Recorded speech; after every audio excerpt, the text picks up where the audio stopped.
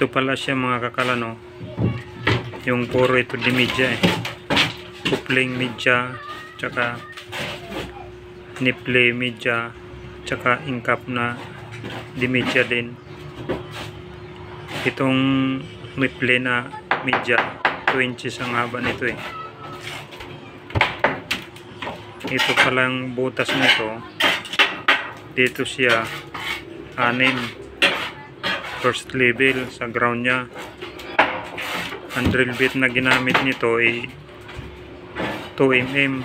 Ito naman sa second layer nya ito. Ang drill bit na ginamit nito 1.5mm, 6 din.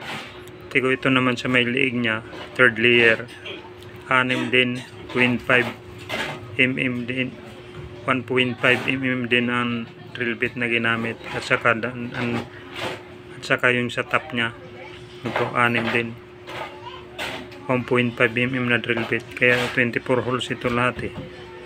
Madali lang ito gawin mga kakalan kung gusto kayo mag DIY. Simple lang gamitin, walang building ito eh. Ito naman nakuha ko lang din sa idea ni Boy Bakal eh. Siya. Tapos itong chamber ko na yan, ayan, D3 yan. Binili ko sa Shopee yan eh. Ako na lang ang naglagay nitong curve na to. Ayan, dito ko kinabit ito sa paso, sa flower pot nya. Yan siya. Dito ko linagay nito ang lalagay yung blower nya. Ito naman yung para sa embodol nya, nadalo yan ng langis. Hindi pa nga tapos eh. Pero ito ititesting ko na eh.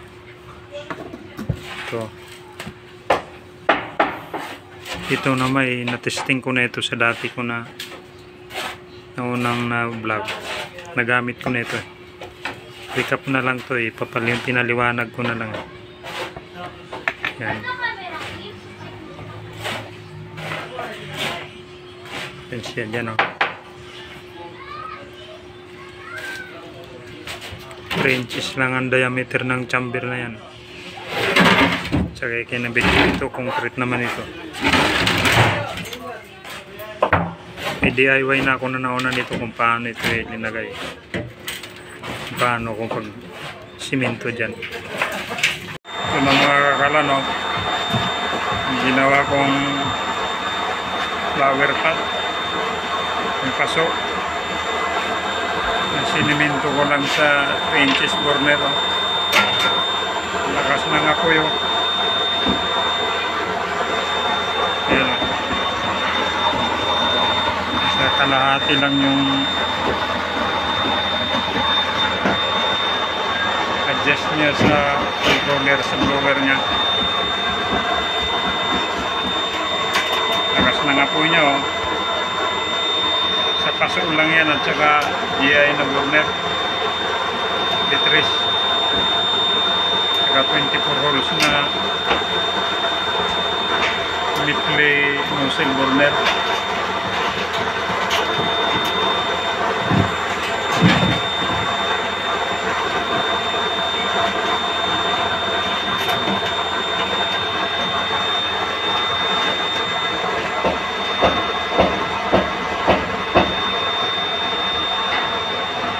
Kaya naman may nauna na rin akong na-vlog niyan eh. Kung paano ko rinagyan simento yung sa una kong pinost. Kung paano mag-DIY niyan. Kaya ito, diniretso ko na lang pinagita yung tapos na eh. Kasi hindi ano.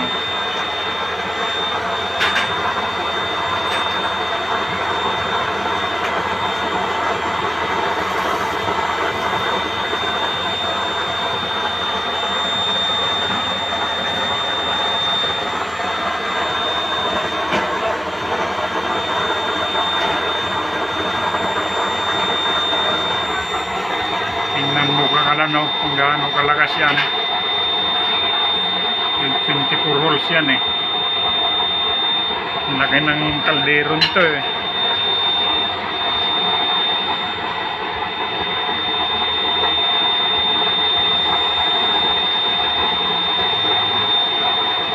Lakas ng apoy oh.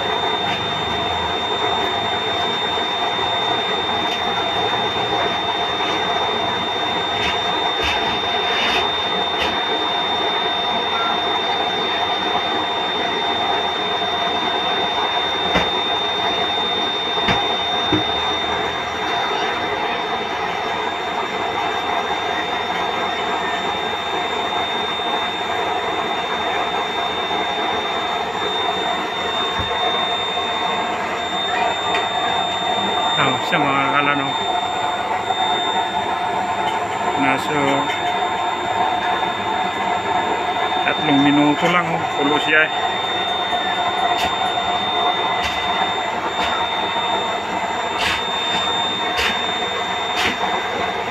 Tama-tama lang yung lagay ko na lang is paina na nga po eh.